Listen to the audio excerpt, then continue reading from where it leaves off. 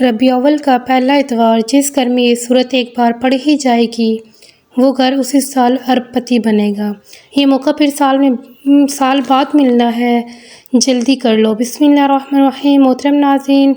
ہماری آج کی ویڈیو ماہ ربیع الاول کے پہلے اتوار کے حوالے سے ہے۔ ایک ایسا وظیفہ ماہ ربیع الاول کے پہلے اتوار کا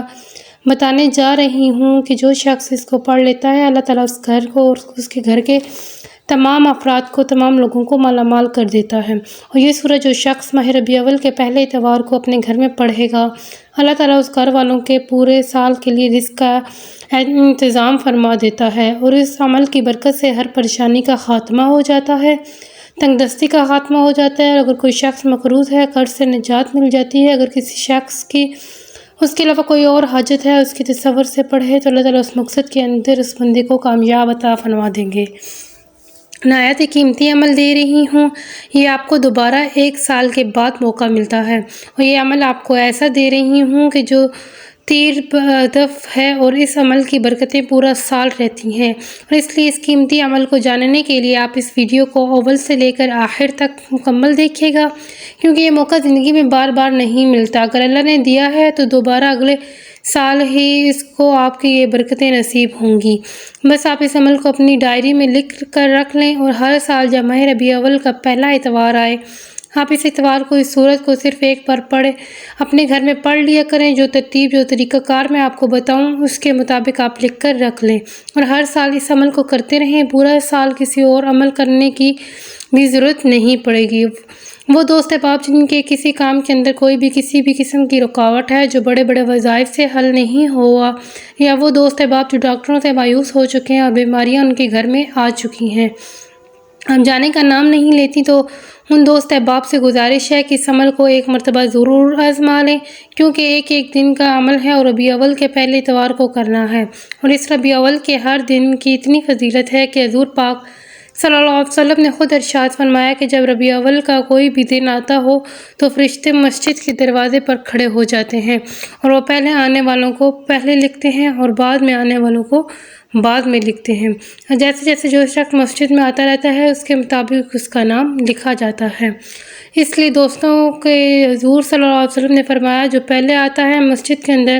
اللہ تعالیٰ اس کو 1 اونٹ ذبح کرنے کا ثواب دیتا ہے، اور جو بعد میں آتا ہے اسے 1 گائے ذبح کرنے کا ثواب ملتا ہے۔ اور جتنی جلدی ہو سکے آپ اس عمل کو ضرور کر لیں۔ اللہ کے فضل و کرم سے آپ دیکھیں گے کہ آپ کے لیے رب کائنات رزق کے کیسے دروازے کھولتا ہے۔ اور میں آپ کو بتا دوں کہ اگر اس سورت کو اپنے گھر کے اندر اس ترتیب کے ساتھ پڑھ لیں کہ ماہ ربیع الاول کا پہلا اتوار ہے اور آپ نے اس اتوار کو سب سے پہلے غسل کرنا ہے، اور غسل کرنا ویسے بھی سنت ہے۔ آپ کی شادی کے اندر رکاوٹ ہے، کاروبار کے اندر رکاوٹ ہے، آپ کے گھر سے 2 4 ہوئے ہیں، جو شخص قرضے میں گرفتار ہے، قرضہ اتارنا مشکل ہو چکا ہے، اس شخص کے لیے خاص عمل ہے۔ اور جو شخص اپنے گھر کی تنگ دستی سے پریشان ہے، ہمارے گھر میں رزق نہیں آتا، اگر آتا ہے تو اس میں بے برکتی ہے اور برکت نہیں آتی، اور وہ خاص کر وہ دوست احباب دشمن جن کے پیچھے پڑے ہوئے ہیں، حاسد جن کے پیچھے پڑے ہوئے ہیں، وہ دشمن کو اپنے دور کرنا چاہتے ہیں، اپنے سے ان کی زبان بند کرنا چاہتے ہیں، وہ ان کی جان چھڑا دیں، اور وہ دوست احباب یہ اس عمل کو کر لیں۔ اور میں آپ کو بتا دوں کہ اس عمل کے جتنے بھی برکتیں بتا رہی ہوں آپ کا ہر مسئلہ اس عمل کے پاک وظیفے کے ذریعے سے حل ہو سکتا ہے۔ آپ کو مختلف وظائف کرنے کی ضرورت نہیں پڑے گی۔ وہ لوگ جو کہتے ہیں کہ ہم وظیفہ پڑھ کے تھک چکے ہیں اور وظیفہ اثر نہیں کرتا، اس کا ہمیں کوئی فائدہ نہیں ہوتا، اس کی بہت ساری وجوہات ہیں، بہت سے مسائل ہیں، لیکن آپ کو پریشان ہونے کی ضرورت نہیں ہے۔ آپ نے اپنے رب پر بھروسہ رکھنا ہے اور اللہ تعالیٰ پر ایمان رکھتے ہوئے یہ وظیفہ کرنا ہے۔ قرآن مجید میں ارشاد ہے اور جو اللہ پر بھروسہ کرے تو وہ اللہ اسے کافی ہے۔ قرآن مجید میں ایک اور جگہ ارشاد ہے کہ اللہ ہی پر بھروسہ کرو اگر تم ایمان والے ہو۔ پہلی ٹھوس غذا کے لیے نہیں، چاول پھل اللہ کے احکام اور فیصلے کے آگے سر جھکانا توکل ہے۔ اللہ پر اعتماد کرتے ہوئے اس پر اکتفا کرنا توکل ہے۔ آپ کے وظیفوں میں ایسا نہ ہونے کی وجہ سے اللہ پر توکل نہیں کرتے۔ یہ ایک خاص اور مجرب وظیفہ ہے جس کو ہم کہتے ہیں کہ آل ان ون، ہر مشکل کے لیے، ہر پریشانی کے لیے، ہر حاجت کے لیے، ہر کامیابی کے لیے یہ عمل تیر بہدف ہے، اور میں آپ کو بتا دوں یہ ایسا عمل ہے کہ جس کے بارے میں حضرت ابو سعد خدری رضی اللہ تعالیٰ عنہ فرماتے ہیں کہ جو شخص اس کی تلاوت کرتا ہے اور اس کے لیے بیت اللہ تک اللہ تعالیٰ نور ہی نور کر دیتا ہے، اور اس شخص کے لیے آسمان سے زمین تک نور اتر آتا ہے، جس کے ذریعے اللہ تعالیٰ اس عمل کی پریشانیوں کا خاتمہ فرما دیتا ہے، اور اسی طرح غربت کا خاتمہ فرما دیتا ہے، ظلم سے نجات دیتا ہے، عمل سے حفاظت ہو جاتی ہے۔ جو خواتین حاملہ ہیں اور وہ چاہتی ہیں کہ ہمارے حمل کی حفاظت ہو، وہ بھی اس عمل کو کریں۔ اور اس طرح ایک بزرگ کا قول ہے، وہ کہتے ہیں کہ اگر ربیع الاول کے پہلے اتوار کے دن کوئی شخص اس کو پڑھ لے اور اس کے بعد صرف ایک مرتبہ پڑھ لے تو میں آپ کو ایک مرتبہ اس کے پڑھنے کا کہہ رہی ہوں، وظیفہ بتا رہی ہوں، لیکن وہ فرماتے ہیں کہ ایک مرتبہ خلوص دل کے ساتھ اس کو پڑھا جائے، اس کے بعد سجدہ ریز ہو کر جس طرح ہم نماز کا سجدہ کرتے ہیں اس طرح بعد میں سجدہ کر کے اللہ کی بارگاہ میں سے دعا کی جائے، اپنے مقصد کے بارے میں تو اللہ تعالیٰ کو بتایا جائے، ویسے ہی تو اللہ تعالیٰ دلوں کے بھید جانتا ہے۔ اللہ تعالیٰ ہمارے دلوں میں جو کچھ چل رہا ہے، جس کے لیے ہم پڑھ رہے ہیں اور ہمارا مقصد جو ہے، اللہ تعالیٰ اس سے سب باخبر ہے، اور فرماتے ہیں کہ اس کے باوجود وہ اللہ تعالیٰ کی بارگاہ میں التجا کرے کہ ہماری فلاں پریشانی ہے، قرض میں ڈوبا ہوا ہوں۔ وہ فرماتے ہیں کہ کوئی نہ کوئی ایسی صورت لازمی پیدا ہو جاتی ہے، کوئی نہ کوئی ایسی مدد ضرور پیدا ہو جاتی ہے، کوئی نہ کوئی بندہ ایسا ضرور مل جاتا ہے کہ اس کا سارا قرضہ اس ہفتے کے ادا ہو جاتا ہے، اگرچہ وہ جتنا ہی زیادہ مقروض کیوں نہ ہو۔ اللہ کے فضل و کرم سے ہر طرح کے اس کی پریشانی کا خاتمہ ہو جاتا ہے۔ اس لیے دوستو، سب سے پہلے آپ نے غسل کرنا ہے، غسل کرنے کے بعد کپڑے پہننے ہیں پاک صاف ستھرے پہن کر آپ نے پیارے دوستوں پہ اس طرح کرنا ہے کہ ہلکی سی خوشبو جو بھی میسر ہو آپ نے وہ لگا لینی ہے اپنے وجود کو، اپنے جسم کو۔ وہ خوشبو لگا کر آپ نے قبلہ کی جانب، یعنی کہ خانہ کعبہ جدھر ہے ہم منہ کر کے نماز ادا کرتے ہیں، اس طرف آپ نے منہ کر لینا ہے، اور منہ کر کے سب سے پہلے 3 مرتبہ آپ نے درود پاک پڑھنا ہے۔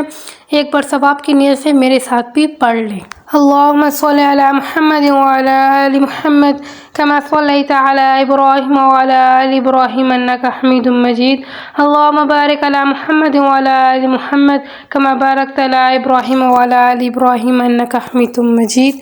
سب سے پہلے آپ نے تعوذ و تسمیہ اور آپ نے 11 بار پڑھنا ہے، یعنی کہ اعوذ باللہ من الشیطان الرجیم بسم اللہ الرحمن الرحیم 11 بار پڑھنے کے بعد پھر دوستو آپ نے استغفار پڑھنا ہے، استغفر اللہ استغفر اللہ۔ اس کی تسبیح ایک تسبیح پڑھنی ہے، یعنی کہ ایک بار آپ نے استغفار پڑھا تاکہ آپ کے تمام گناہوں کو، جن گناہوں کی وجہ سے ہم مشکلات کا شکار ہوتے ہیں،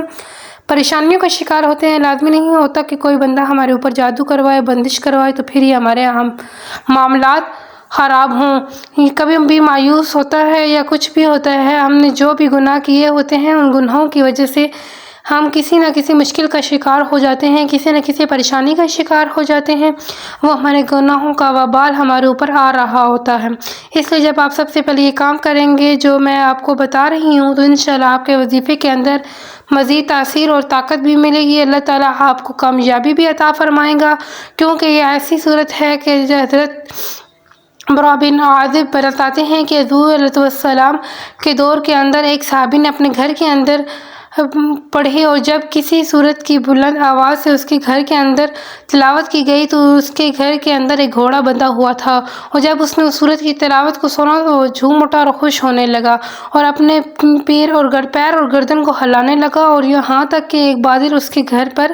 آ کر سایہ کرنے لگا۔ اب دیکھیے، اندازہ لگائیے کہ آپ کی پریشانیاں کیسے ختم ہوں گی کہ صحابی نے اپنے گھر میں تلاوت کی اور اس کے گھوڑے کے اوپر بادل نے آ کر سایہ کیا، گھر کے اندر جو گھوڑا بندھا ہوا تھا وہ بھی خوشی سے سن کر جھومنے لگا۔ اتنی اس کی برکتیں ہیں، اور پھر حضور علیہ السلام کی بارگاہ میں یہ ساری بات ذکر کی ہے تو حضور نے فرمایا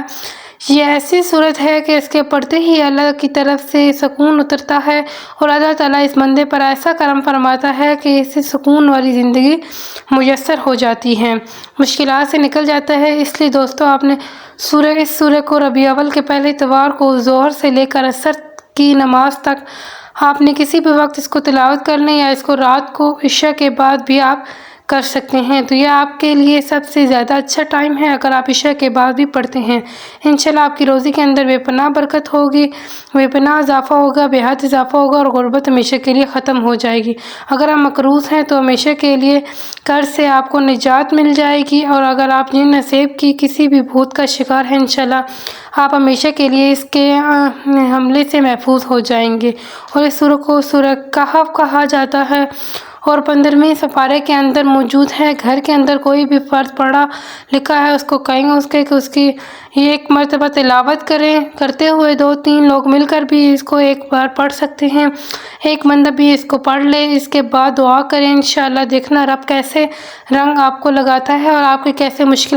ختم کرتا ہے۔ آپ نے سورہ کہف پڑھنی ہے، اس کے بعد آپ نے پوری زندگی اس کو کسی بھی وقت تلاوت کر لینا ہے، اور اس کا اثر و تاثیر ہمیشہ آپ کو ملتی رہے گی۔ دعا ہے کہ اللہ تعالیٰ ہم سب کے لیے آسانیاں پیدا فرمائے۔ آپ نے پہلے 11 مرتبہ اعوذ باللہ اور بسم اللہ پڑھنی ہے، اس کے بعد ایک تسبیح استغفار کی پڑھنی ہے، اور ایک مرتبہ سورہ کہف پڑھنی ہے۔ جزاک اللہ خیر۔